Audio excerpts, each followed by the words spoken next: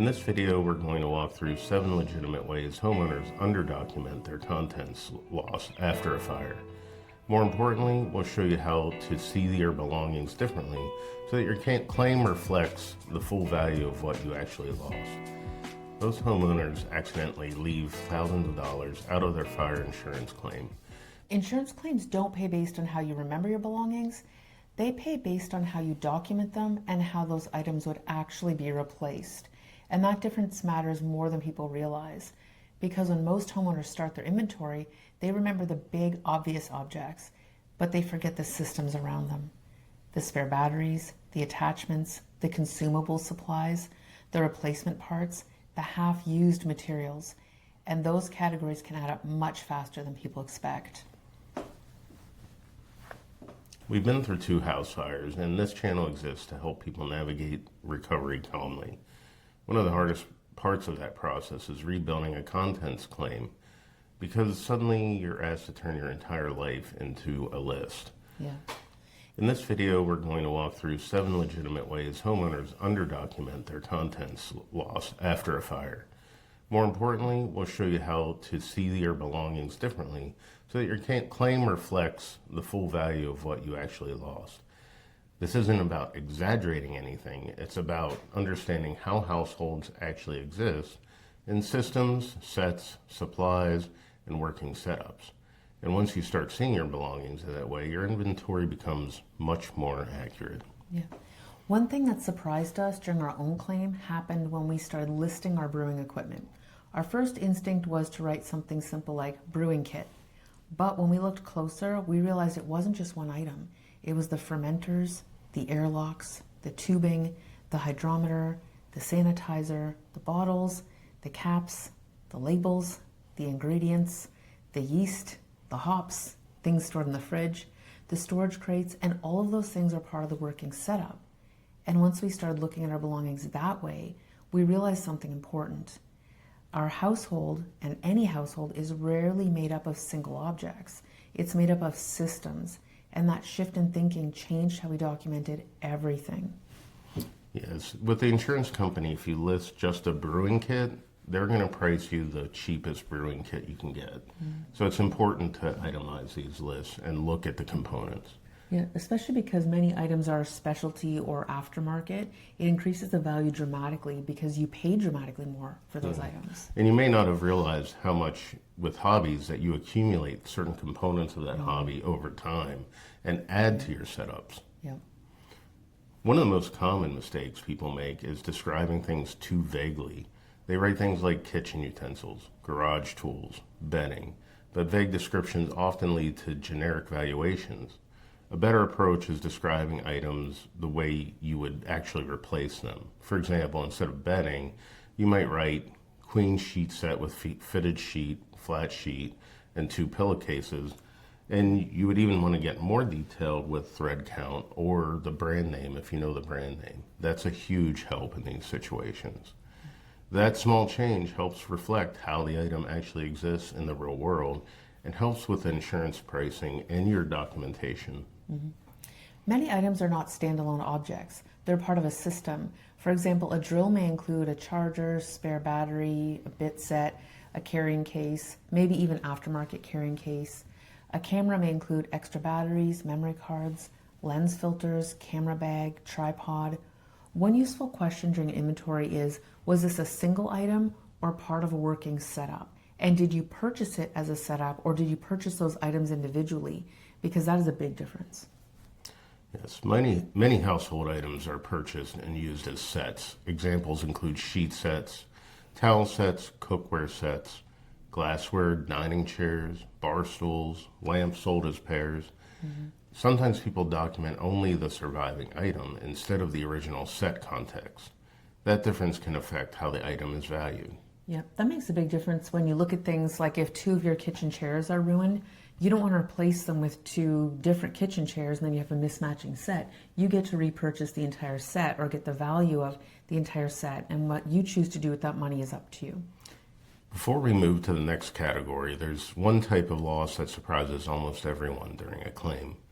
Most people assume the biggest losses come from large items, But in many cases, the category that quietly adds up the fastest is something much smaller. It's something every household has. It's hundreds of consumables. Consumables are one of the most commonly forgotten categories. Everyone remembers the coffee maker, they forget the coffee. Everyone remembers the brewing equipment, they forget the ingredients, bottles, sanitizer, and supplies. In bathrooms, people often forget cosmetics, toiletries, razors, skincare, hair products, medicine, first aid supplies. Bathroom can be a big expense. Think of how many eyeliner pens you have or how many skin creams you have that were in on still half full bottles.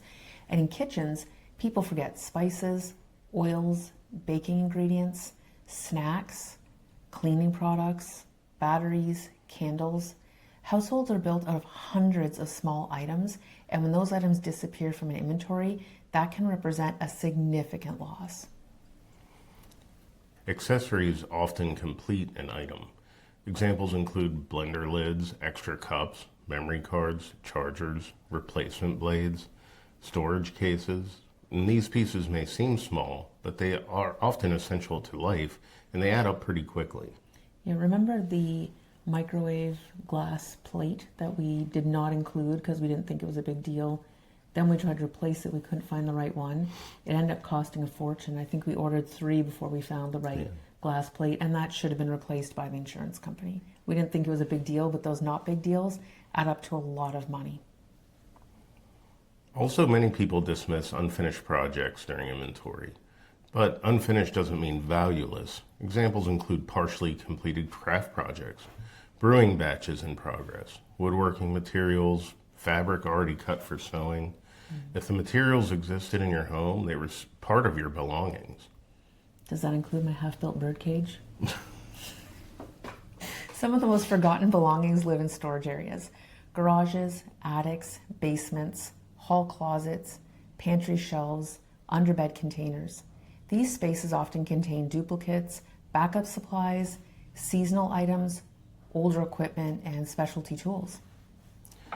A useful way to review your inventory is asking a few simple questions. Did I describe the item clearly? Was this part of a set or a system? Did I include accessories or attachments? Did I include the consumables?